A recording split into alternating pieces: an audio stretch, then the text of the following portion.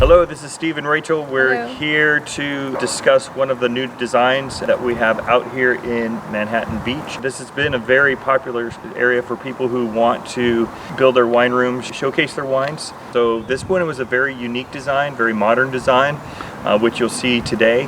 A lot of glass enclosed, 4 doors, split system cooling units that we're using as well.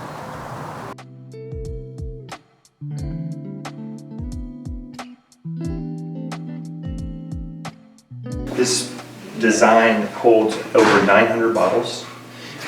We started with having Magnum end caps on both sides to be able to hold some Magnum racks.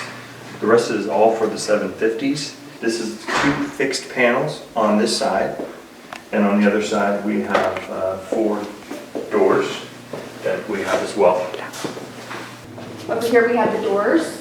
It's a really unique design, and I can see myself here entertaining all our friends, having dinner in front of this beautiful wine wall. It's a beautiful backdrop, isn't it? It's a beautiful backdrop.